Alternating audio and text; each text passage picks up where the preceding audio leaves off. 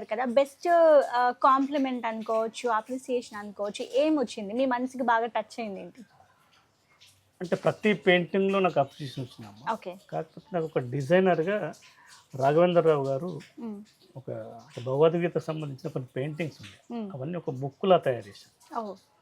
దానికి అప్రిషియేషన్ ఇచ్చి వారు ఒక ఫోటో కూడా ఉంది ఇప్పుడు నాకు, 18 years back. 18 years back. Okay. వాళ్ళు అప్రిషియేషన్ చేయడం జరిగింది. ఓకే. సో అంటే మీరు రీసెంట్గా నవదుర్గ సేవా సమితి ఆ టైంలో ఒక ఈవెంట్లో మీరు 1000 మెంబర్స్తోని డ్యాన్స్ చేపించారు. బుల్లెట్ సాంగ్, ఆ సాంగ్ ఎంచుకొని డ్యాన్స్ చేపించారు మీరు. సో దానికి మీరు రికార్డ్ కూడా బ్రేక్ చేశారు. సో అసలు ఏంటి, మీరు ఆ సాంగ్ని ఎంచుకోవడానికి రీజన్ ఏంటి, ఎందుకు చేశారు అలా? ఇంకోటికి వచ్చినమ్మా, ఇది అందరికీ ఉన్న ఎందుకు రికార్డ్ చేశాడని ఎవరికి కూడా ఇంతవరకు అర్థం కాలే. ఏంటి బుల్లెట్ బండి ఏంటి, రికార్డ్ ఏంటి, అందరూ బుల్లెట్ బండి మీద రికార్డ్ అంటారు. అది కాదు నా కాన్సెప్ట్. ఇంత మట్టుకు జానపదానికి రికార్డ్స్ లేవు, క్లాసికల్కి ఉన్నాయి. క్లాసికల్ డ్యాన్స్కు రికార్డ్స్ ఉన్నాయి, కానీ ఫోక్ డ్యాన్స్కి జానపదానికి రికార్డ్స్ లేవు. అది నేను కొట్టాలి. అది ఒక 1000 మందితో. మా ఫ్రెండ్స్ అన్నారు 1000 మంది కానంటే ఎక్కువ ఎత్తు కావచ్చు, 500తో చేద్దాం. లేదు 1000 అయితేనే రీచ్ కావాలి, కొడితే మంచిగా. మరి వీళ్ళందరికీ ఎట్లా ట్రైన్ చేయాలి? మా అబ్బాయి నాకు గుడ్ సలహా ఇచ్చారు. డాడీ మనం సోషల్ మీడియాని వాడుకుందాం, వాళ్ళకు ఒక ప్యాటర్న్ తయారు చేసి ఇలానే డ్యాన్స్ ఉండాలని మనం పబ్లిసిటీ చేద్దాం. దాదాపు చాలా మంది కనెక్ట్ అయ్యారు. దాదాపు 8 జిల్లాల నుంచి వచ్చారమ్మా. 8 జిల్లాల నుంచి వచ్చారు. ఒక ఓన్లీ జగిత్యాల ప్రాంతం ఇచ్చారు. 8 జిల్లాల నుంచి 6 years బేబీ నుంచి 40 years మహిళ దాకా ఇంతమంది పార్టిసిపేట్ చేశారు. నేను 1000 అనుకుంటే 1125 మెంబర్స్ నాకు పార్టిసిపేట్. సూపర్. అంటే వాళ్ళు ఓన్లీ మీరు ఇచ్చిన ఒక ప్లాట్ఫామ్ ని చూసి మాత్రమే వాళ్ళు వచ్చారా, ఇంట్రెస్ట్ ఉంది? నేను ఒక వాళ్ళకి డాన్స్ ఒకటి పంపించాను, ఒక వీడియో పంపించాను. ప్రతి ఒక్కరు నన్ను ఎవరైతే కన్సల్ట్ చేశారో 1000 మందికి నేను వీడియో పంపించాను.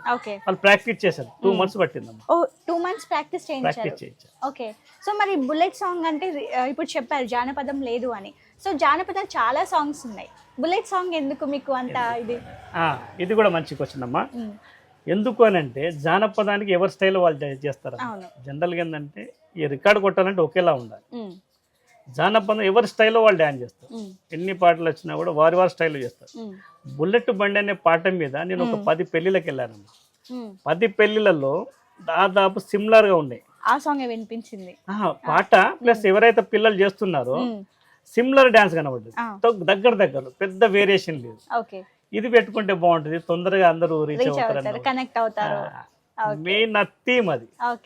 అయితే వేరే ఏ పాట తీసుకున్నా నేను వాళ్ళకి ప్రాక్టీస్ చేయించలేను. ఓకే.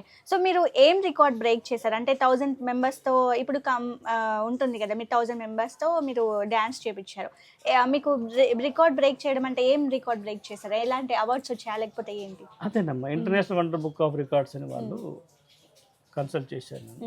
మీరు చేయగలిగితే ప్రతి మూమెంట్ ఏమాత్రం డిస్టర్బెన్స్ ఉన్నా కూడా వాళ్ళు ఇవ్వాలి. అందుకొరకు 2 months టైం తీసుకున్నాను. యాక్చువల్ 5 minutes అన్నది. 5 నిమిషాల కొరకు ఇంత 2 నెలల ఆరాటం ఎందుకని అన్నవాళ్ళు కూడా ఉన్నారు. ఈ 5 నిమిషాల కొరకు ఎందుకే నీకు ఇంత ఆరాటం అంటే మనకు తెలిసిందే కదా, చుట్టుపక్కల వాళ్ళు ఏదో ఒకటి కామెంట్ చేస్తూనే ఉంటారు ఖచ్చితంగా. అంటే ఒక చరిత్రలు మిగలాలంటే కొన్ని వదులుకోవాలి. మళ్ళీ ఈ రికార్డ్స్ ఎవరు చేయలేరు కూడా జానపదంలో.